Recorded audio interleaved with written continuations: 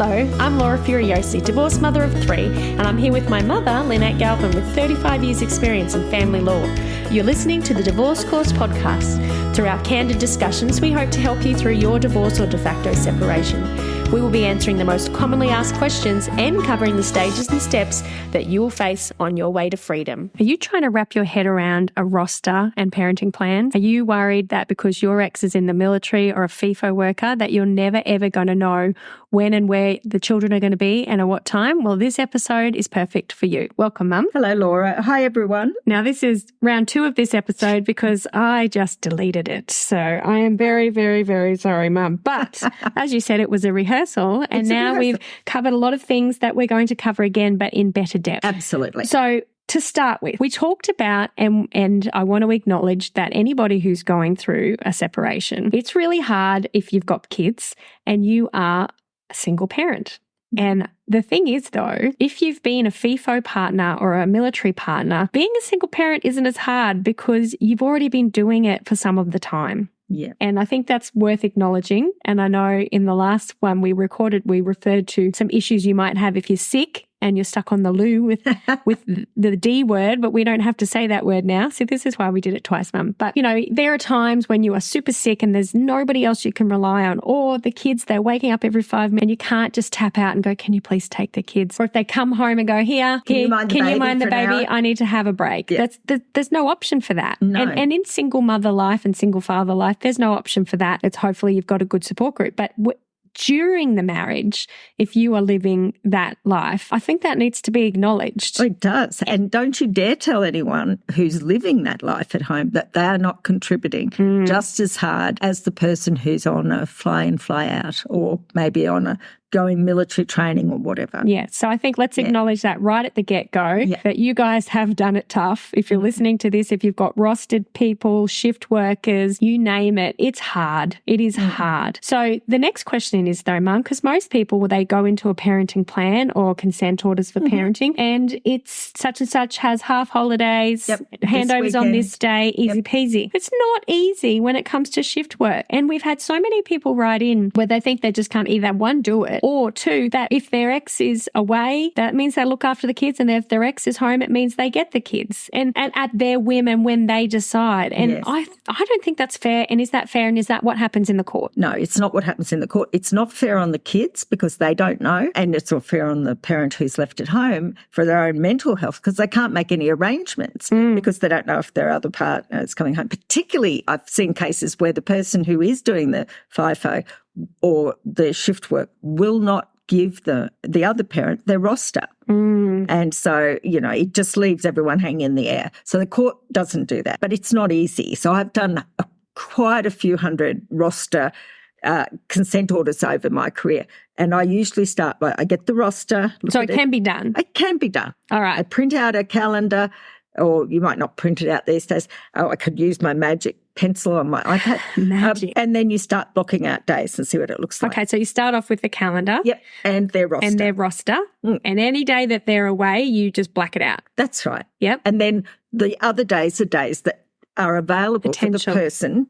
possibly, to have time with the children. So then you start looking at, first of all, what's the maximum number of days you're going to have, and you need to look about that, and then try and work out what days they have in those non-blacked out parts of the roster. And then with careful consideration of that and a bit of effort, you can draft a program of time for the children for each possible roster. Well, I was about to say, so you can have one roster, but if they've got like 6 rosters, you do it for all the different versions of roster. Yes. So some people they have mornings, or then they have, mornings for 3 weeks and then afternoons for 6 weeks, or they fly out at 2:00 on a Wednesday and they come back in at 1:00, but then the next time it might be 3 weeks on, 3 weeks off. So all of the possibles, you do those and you give a specific, so you start off with, if the ex, whatever their name is working on roster A as attached to this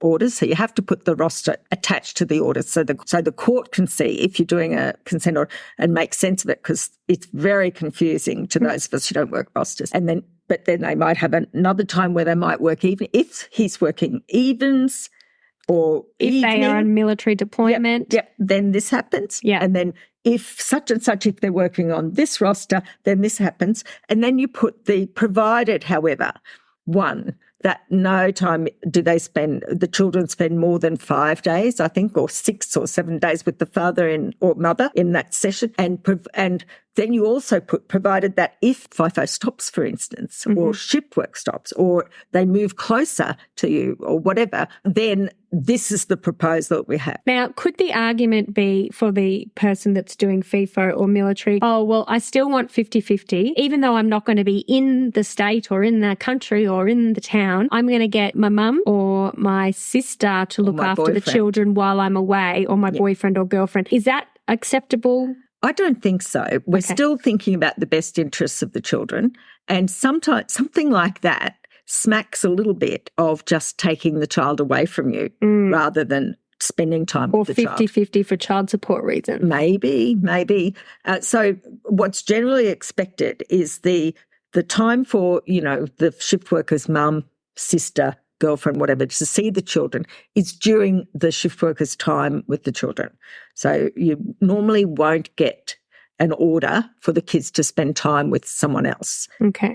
It's really between you most of the time. Okay. So it just means you've just got to nut it out. And then like kids, I think, need certainty. You need certainty as well. You can put it on the fridge, right? And one lady, probably 100 years ago, in practice, she put ladybird stickers on the days they went to their other parent. Nice. Yeah. And then they would cross off the days that as they come, and they knew it was like 2 more sleeps till we're going to mummy's or 2 more sleeps till we're going to daddy's. Yeah. And she set up something similar for at the other house as well, so the kids could keep track because, it is a bit disconcerting. Well, another thing is you put in as your provided. However, normally if they come back from a shift and they're absolutely pooped, say it's night shift, they wouldn't want to be looking after kids straight from the minute they get home. So you've got to allow some reasonable time for sleep. Even if they say they'll be fine, it's not sensible to be fine, and the chances are it won't be the best quality time. Right. So you kind of try and block off the travel day or the day, the night, or the get over day. Home. So it doesn't matter how many rosters they've got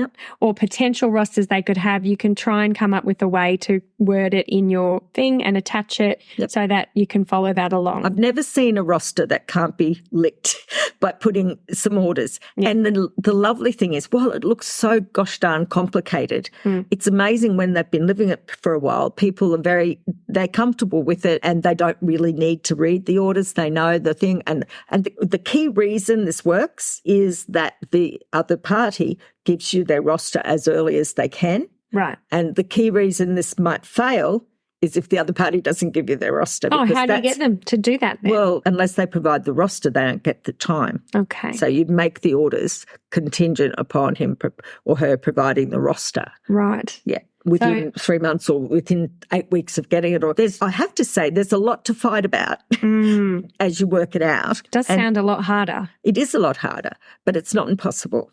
Right. And so there's personality things. There's this feeling, I don't want to cater to that person's, work. If they want time with the kids, they should get an ordinary job. Or there's the feeling what happens when that happens? What happens if they've been doing FIFO, they've been earning the big bucks, they've been going backwards and forwards, and now that you're separating and they're like, I want 50-50 with the kids, even though they've never done it, and I'm not going to do FIFO anymore. FIFO. And people are like, oh my gosh, I'm like, he or she's never had the kids for longer than a couple of days on their own. They're not going to cope. What can people do in that instance? I think try to be realistic and cooperative if you can, and acknowledge that they might want to spend more time with the kids, but perhaps a lead up to that and get the children gradually used to it. And that's called stepped orders, where A might be from this date to this date, or until this child is this age, this will be the time they spend with the person, and then B, from that date to this date, or from this age, once the child turns 4, this is the time they spend, or it might be for 6 months they do this, and you gradually end up at where you both agree it should be. And let's not forget that 50-50, the presumption of equal shared care is on its way out, thankfully. And we're just waiting on this new legislation. It's currently before the Senate, and it should come into law around Christmas this year, 2023. Right, and we're in October at the moment. Yeah, and it should be operative by July 24. So those people that write into us and say, my ex just turns up whenever they want, they don't tell me what their rosters are, and then if I've got something planned or organised with the kids, they then say I'm not making the children available. Yeah. And it's like this little You're trap. Alienating. Yeah. So what do you say to those people? I think you be proactive and say, okay, this isn't working for the kids. We need some stability. I know from being with you that you have these sort of programs. It's 3 on, 3 off, or whatever it is. Well, I've got a proposal for each one of those alternatives. Sometimes they just have one thing. It might be 3 on, 2 off, or something like that. I don't know. But yeah, and then put a proposal to them. That on the days that you get back, you don't have the children, but the next day you have the children from 9 o'clock in the morning, and then you return them to me 5 o'clock on the afternoon before you fly out again. Something like that. Just so you tie, it's like a narrative and it's tied in with the rosters, but then you've got to have or else. If the roster changes or the father or mother is no longer fly in, fly out, then this is the time that they would spend, like I said, those stepdaughters. Okay. And a little. And again, it's general education. Yeah. Please go see a lawyer. Yeah. Every situation is different. And so with military, again, it's if they go on deployment, it's this. If they're not on deployment, but they're doing war games or whatever it is that they do, it's this. Yes. So you've got to sit down really and brainstorm what is every possible situation and how can we accommodate it. You just made me very proud. Why? Before, because you said the 2 words that every lawyer thinks of when they're drafting these things. Ew, what did I say? You said, what if? Oh, I said, what if? Yeah. So what if he stops going away? What if she moves closer to here? What if there's military deployment? What if the training? What if they leave the military? So you've got to have all those what ifs covered in your plan or consent orders, because it's really hard to change a consent order, isn't it? It is. And a parenting plan's really hard to enforce. So it's a bit of, we've done episodes, I think, on those 2 components. So it's tricky, but it can be done, is what you're saying. Yeah. Okay, now I want to address, we're not going to talk about super or anything like that, but we're going to talk about the contributions, because I hear this a lot. The person who's doing the FIFO is earning big bickies, because let's face it, there's mines everywhere. And the other person's going, fine, you go do that. I will stay home. I will look after the children. But then they say, well, you're not entitled to any of this money when they separate because I earned it all. Yes. Which we should say we're from Australia and there are mines everywhere. Yes. And FIFO is fly in, fly out to your job, whoever's listening to that. And we also have DIDO. What's that? Drive in, drive out. Oh, DIDO sounds So better. one of the mines I know in WA, you fly to Perth and then you drive for 6 hours. So, yes. So anyway, what do you do about that? Well, we sort of touched on it. The contribution that you make as essentially a sole parent, running everything in the absence of another parent. If your child's sick and you're sick, there's no one else to take some of the slack. You just have to do it, and there's no halfway point. So you have certainly earned your share of whatever has been contributed. Okay. Absolutely. So you don't take no for an answer when it comes to that. That argument won't fly. Okay, good. Okay. And it's just particularly, you just need to mention it in your material, raise it early. Yes. And sometimes just the mere fact that she's been away for 3 weeks of every month for the last 3 years is enough for the court to say, oh, yes, well, you've made a greater contribution or you've made an equal contribution because it was hard work. Yeah. But sometimes you need to paint the picture of what a day is like and how you manage. So you sit down and have a little brainstorm before you go see a lawyer and write down what a typical day looks like for you. Yes. Yep. And get your evidence of the daycare and timetables and stuff. And often the people who are spending a lot of time from home, and I think this is sad for our society, a lot of time away from home, when they come back, they're kind of, they don't fit back in because the machine of the household and the children is running very smoothly. And it's weird for it to change when dad comes back, particularly if dad is one of the authority people in the household. That really hurts, and that can really... So sometimes the very fact that a person's FIFO is enough to kind of trigger arguments and eventually the demise of the relationship. Yeah. So, yeah. And I guess anyone who is listening to this is probably very aware of that situation. But, you know, I mean, on the plus side, if you are leaving them, at least you'll be okay managing the kids on your own because you've done it before. On the downside, though, you know, it's rough for anybody going through this. It's really hard, and it'll be hard. And, the kids are used to one of the parents being away. So, but I don't think they ever really get used to it. But it won't be such a big shock for them when they're out. So so basically what you're saying is you work out the rosters, you black out the days they're not around, you figure out what days they can have the kids, you figure out what days you want them to have the kids as well. Not just if they can have the kids, then they should have them. You've got to think, well, the same things that everybody else goes through in family law, you know, should the kids be with the parent for how many days and whatever?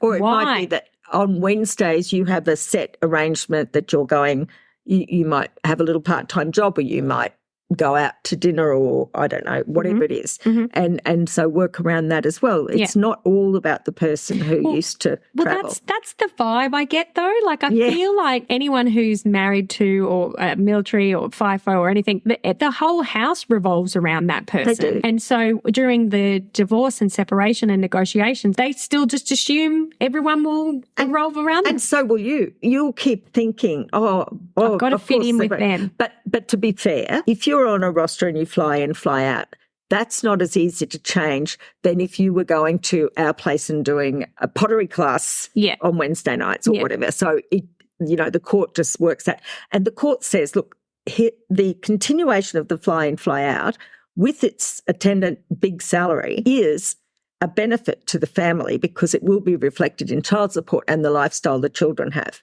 But it's interesting, we were talking about capacity earlier, about a person's capacity to earn. Yes. And sometimes people who are doing fly in, fly out, when they realise it's cost them their marriage and possibly, if they continue it, they're not going to get much time with the children. They sometimes drop fly in, fly out and get a job nearer the house and so that more stable and it's easier to make the arrangements for the children. So that can happen. Now, if child support, we talk about capacity to earn everywhere, but I think the one place that the court and child support doesn't really stridently stick to the capacity to earn is if someone who's been doing something extraordinary, like flying in, fly out, suddenly says, no, I'm not doing that anymore. I'm going to spend time with my children as I should. They won't be punished for that. You won't get more child support because they should have continued with the fly in, fly out. The court accepts that as a legitimate reaction. Does the court, and I know they don't do primary carer anymore, there's no such thing as the primary carer, even though everyone still uses the term, but does the court see it as pretty much a fact that the person who isn't the FIFO worker, who isn't the military person that's always away, or some sort of roster person, they see it as a fact that they are the primary carer? You could find us on Instagram, Facebook and TikTok. We're there waiting for you right now. If you want to get more out of the Divorce Course, all you have to do is go to the Divorce Course podcast at Facebook or TikTok, or the Divorce Course on Instagram. There we share bite-sized pieces of information and bite-sized inspiration and motivation to help you through this difficult time. Come and join our community and let us know you've joined. We'd love to see you there. But does the court see it as pretty much a fact that the person who isn't the FIFO worker, who isn't the military person that's always away, or some sort of roster person, they see it as a fact that they are the primary carer? Maybe that they have been, but that isn't a factor the court looks at going forward. So that's where you probably have your family reports. Right. And sometimes, I can imagine a situation where a person's completely overstressed with staying home with children day in, day out while their other person's away. And then the person who's fly in, fly out comes back, they might bring them a present, they play with them all day. There's a prospect that that person's going to be their bright, shiny favourite person. That's so hard. It is so hard. But they will soon identify. In family reports, the reporter writers identify the person to whom the child will go if they've hurt themselves. Okay.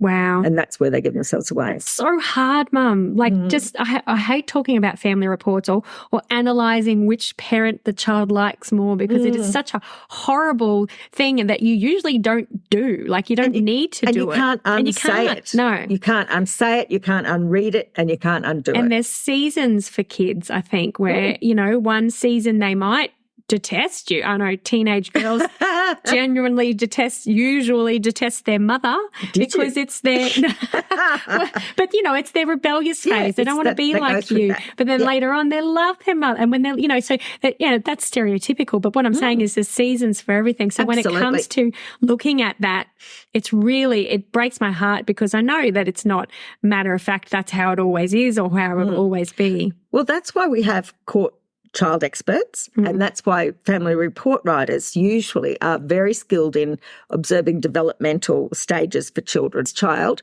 needs this at this time, and as they grow older they're going to need this. And you know, it might be that a little boy is going to identify with his father at some stage, needs a father figure at some point, or a girl coming into puberty might cling closer to the mother for a while. So that's why those experts come in. Right. And remember, you're not talking about being rewarded for your extra parenting or not.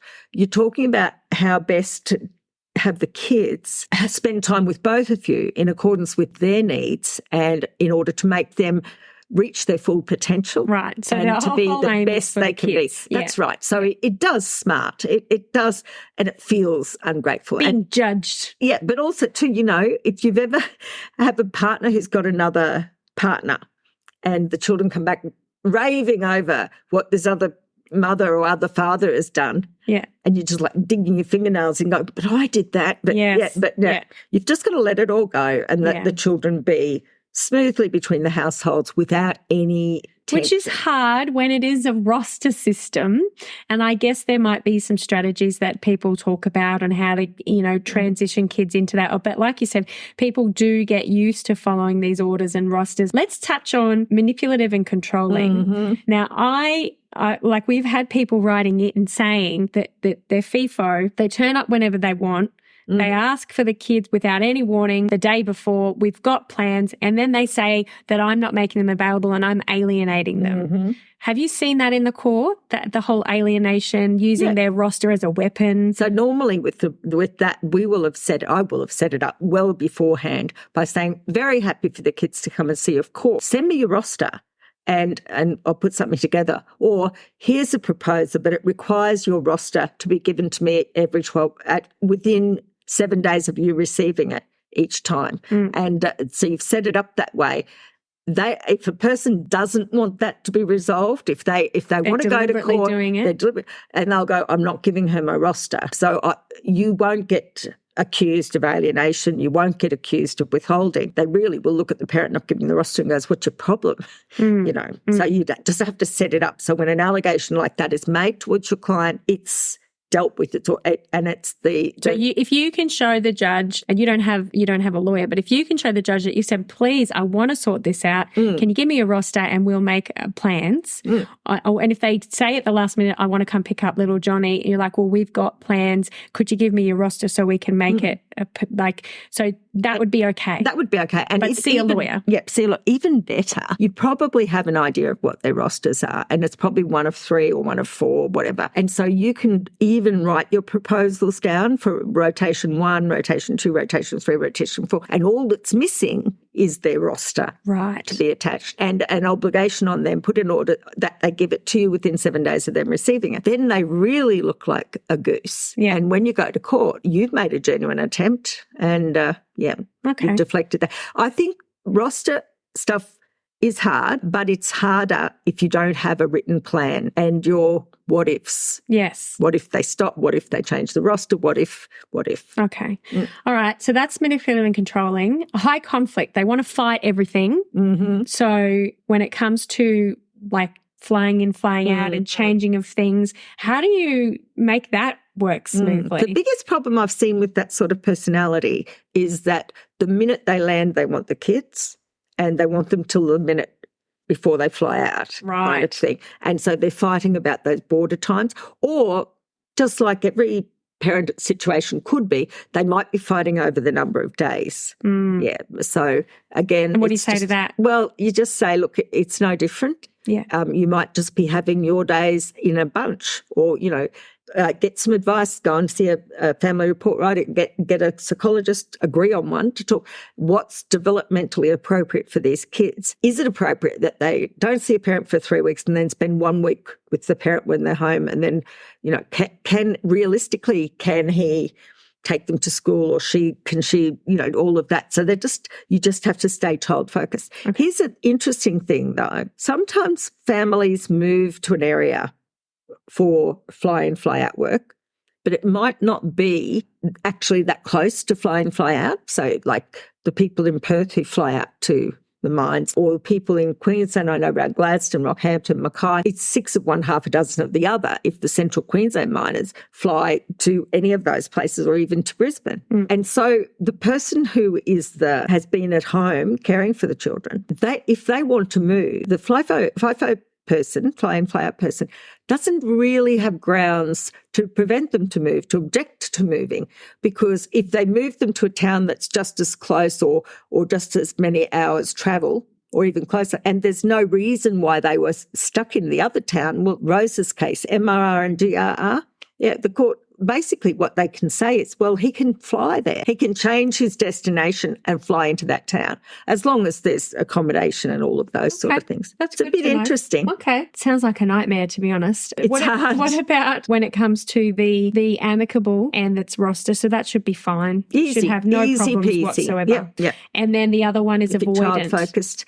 Yeah, avoidant. Again, look, I know we haven't talked about this. Write them a letter, email. Haven't talked about this. I've had a go at working out times for you. What do you reckon? And do it all already, and they just have to go, yeah. Or you can say, if I don't hear from you, I'll assume you're okay with it. And the kids will be, available to see you at 4:00 on Wednesday or whatever, when you get back from your shift, or Also give them some times, because I guess it's like any property settlement or any children's thing where you're just like, oh my gosh, it's just so overwhelming. I don't even know how we could figure out how this is going to work. And if you've got an avoidant ex, or if you're that person, you're just like, oh, well, let's just not do anything. Let's just live in limbo. I think there's some lawyers who struggle with rosters. Really?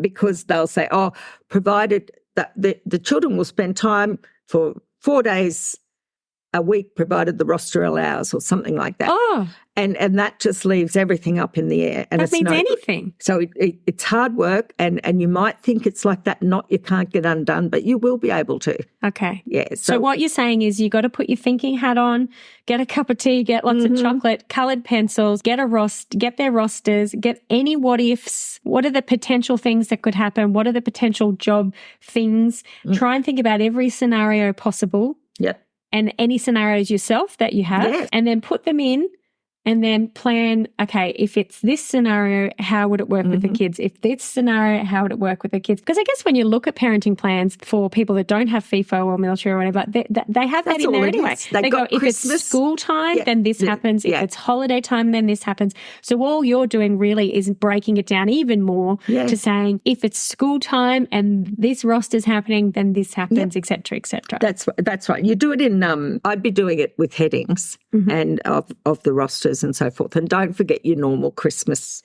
and other special days. But yeah, it can be done, and it really brings some certainty to the table for everybody, including the kids. Yeah. Yeah. And I think if you're sitting there at the moment pulling your hair out, going, oh my gosh, this is insane. I guess with military, it can be if they've got duty, or if they've got like those war game things they do, or if they're, going away for deployment or to war or whatever it's called. You've got all of that to consider, but I am sure that there is a way to deal with it, and there's a way around it.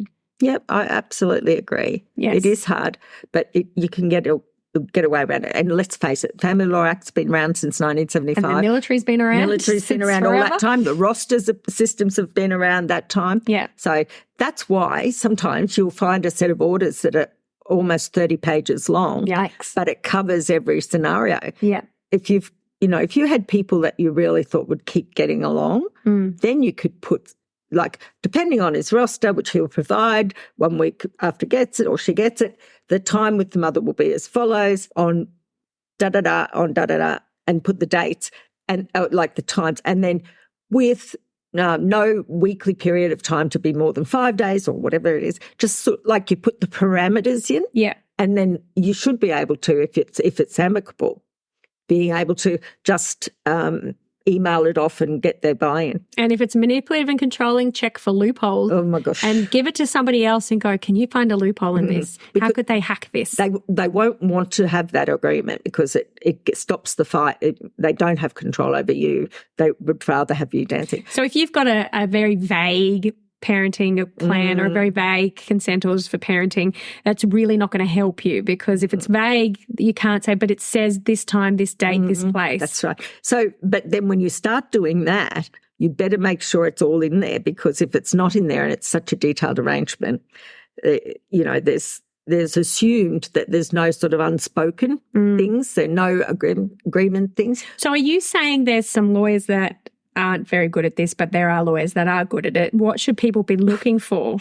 No, okay, you didn't say they're not good. You're saying some lawyers just kind of don't know how to deal with That's it. right, yes. So what should people be bringing if they're military or FIFO or rostered?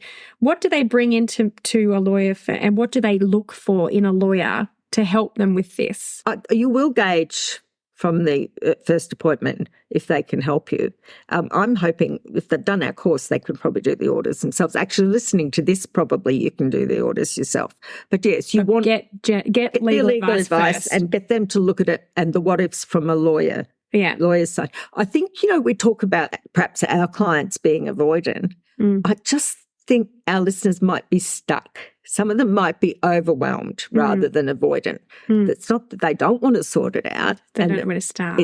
They don't know where to start. It just looks all too hard. So if they get one message from today, is that you can work it out. Yeah. You could just put all the what ifs in, and make it clear, the parameters, and attach the rosters, make an arrangement for the rosters to be given to you, and make a proposal for each type of roster and your home and hose. Okay.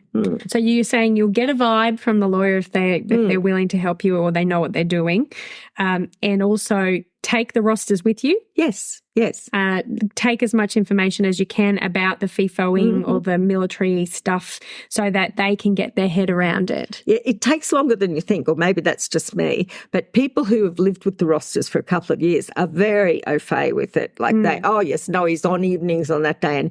And so you've got to get that sort of familiarity into your lawyer's head. Yes. And then they can work with it. Right. And you ultimately, I think if you run your eye over it and the what ifs, you're the person who knows more than perhaps the lawyer, your own personal situation. Yeah. And make sure those what ifs are addressed. Definitely.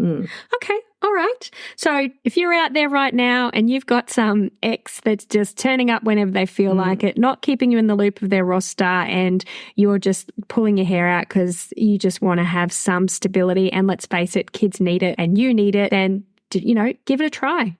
Get your colouring pencils out, sit down at the coffee table and give it a go. And, obviously if you've got a manipulative controlling or a high conflict, you need to kind of suggest their idea as well and make them involved. Otherwise, they're not going to want to have a bar of it. And with your avoidant people, then, do it all for them and say, hey, look at this. I've come up with this idea. What do you think? But you can do this. It's not hard. You don't have to live day by day, week by week, month by month. It is not a good way to live. Because you matter too. Yes. Everything was bent towards the other person's career because they were earning the big money usually, or you might have decided jointly that your partner would go into the Defence Force for that extra income and so forth. But your life still matters, and it matters going forward as well. So don't be afraid to put your needs. Yeah. You have a life. Yep. And you might want to finally have a career. Yep. Because you're not slopping around different towns. Picking up after them. Yeah, and following the work. That's not your job. No. Yep. All right. Thank you, Mum, for your time. And everybody who's listening, good luck. Yes. Bye, everyone. Bye. If you found this podcast helpful, we'd love it if you could rate, review and subscribe. By doing so, you are spreading the word to help someone else just like you. Lynn would like to remind you that this podcast is general advice only, and you should always get legal advice in relation to your particular situation. And remember that the Australian laws may have changed since recording.